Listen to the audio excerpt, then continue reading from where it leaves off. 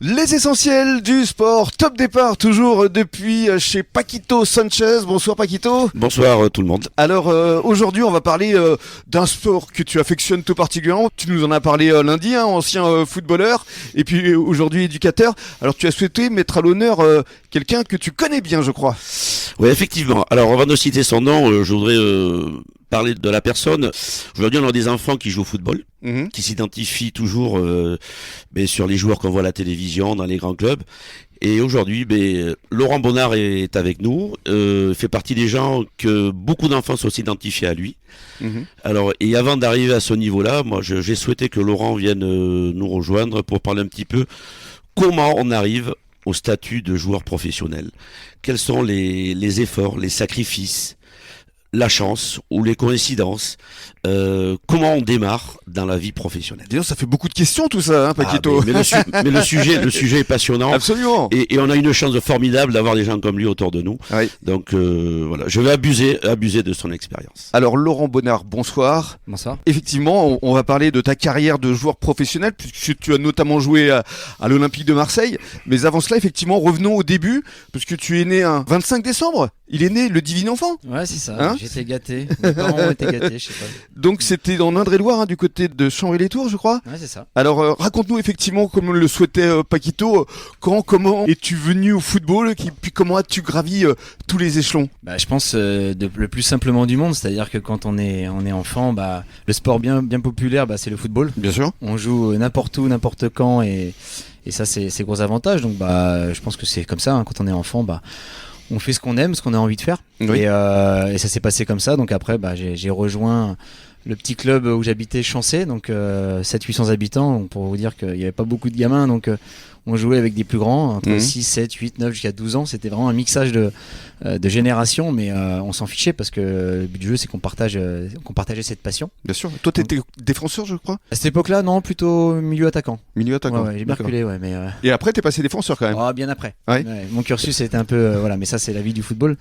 Et donc voilà, après le but du jeu, c'était de partager ce plaisir. Et à un moment donné, comme tout petit club, malheureusement, vous êtes obligé, si vous comptez pas sur les autres villages d'à côté, ça devient compliqué au niveau des infrastructures, au niveau des fonctionnements.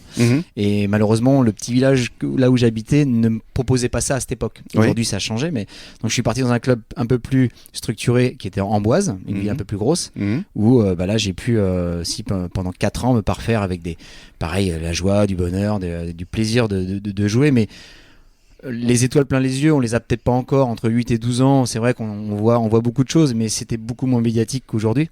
Mais est-ce que tu voulais en faire ton métier déjà à la base? Tu en rêvais peut-être? Alors j'en ai rêvé un peu plus après. C'est-à-dire qu'en fait, les éléments se sont mis en place à partir de 12 ans, quand j'ai pu rentrer en section sport-études, en 4e. Donc j'étais en 4e. Et là, vous commencez c'est pas à croire à quelque chose, mais ça vous donne de l'énergie, de l'envie d'être meilleur, et puis de partager toujours cette passion. Et, voilà. Et comment est-ce que les parents ont réagi? Parce que ils peuvent très bien dire footballeur, c'est pas un métier. Oui, alors sachant que je l'ai pas forcément ouvertement dit à cette époque-là, à ce moment-là. Après, mes parents, ils ont toujours un fonctionnement d'accompagnement, c'est-à-dire que de soutien. Ça, c'est important. Et pas forcément de me polluer. C'est-à-dire qu'en fait, les études étaient prioritaires. Ça, c'est une certitude. Donc sport, études, on est bien d'accord.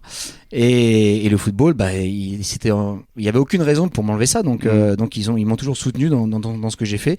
Et j'ai essayé de répondre au mieux sur les deux terrains, sport et études, pour pouvoir ne pas avoir de remontrance. Et alors, à partir de quel moment tu t'es dit là, ça y est, je vais en faire mon métier? En fait, ça va très vite, en fait. Si vous voulez, c'est à un moment donné, quand vous avez entre 15 et 18 ans, les années passent très vite, on évolue très vite, physiquement, mentalement, psychologiquement. C'est pour ça que c'est très important que les enfants soient bien structurés, parce qu'on les prépare, on les construit en tant qu'hommes, que ce soit des bonnes personnes, et surtout que derrière, ce qui est très important, c'est que il y a beaucoup de licenciés dans le football, mais il y a très peu d'élus pour être pro. C'est extrêmement compliqué. Donc l'idée, elle est vraiment là. Donc moi, effectivement, j'avais des envies comme tout le monde. J'ai vu des copains partir en pré-France, équipe de France, alors que moi j'y allais pas. J'étais pas très grand, mais en même temps il fallait que je bosse, que je continue. Et puis voilà, après ça s'est fait. J'ai eu des contacts avec des clubs professionnels à cette époque-là, mais je me rappelle, j'avais eu des contacts avec Auxerre, Paris Saint-Germain, et j'avais 15 ans, une quinzaine d'années. Wow. Et mon père m'avait dit non, pour un an, c'était pour un an au départ. Mon père, non, tu vas pas. Et là, mais bon, c'est frustrant. Mais pourquoi? Parce qu'un an, c'est quoi? alors que je perdais. Mais quand même, c'est le PSG, quoi. Oui, mais c'est un an pour perdre beaucoup de choses. C'est-à-dire qu'en fait, comme je le répète, la structure de l'enfant est tellement importante. Ouais. Là, c'était partir de chez soi, s'enlever de ses copains. Il faut vachement. Moi, j'ai des copains qui sont partis à 15 ans et malheureusement. Qui n'étaient pas prêts psychologiquement. Bah, pas prêts, on peut pas le savoir, mais en tout cas, il faut s'armer de beaucoup de choses. Et donc, je vous le dis, entre 15 et 18 ans, il se passe beaucoup de choses. Absolument. Et ce qui fait que moi, j'ai basculé. Je suis resté dans un contexte très très positif, ce qui m'a permis de gravir des échelons. Justement, on va en parler. Vous restez avec nous, c'est passionnant. À tout de suite.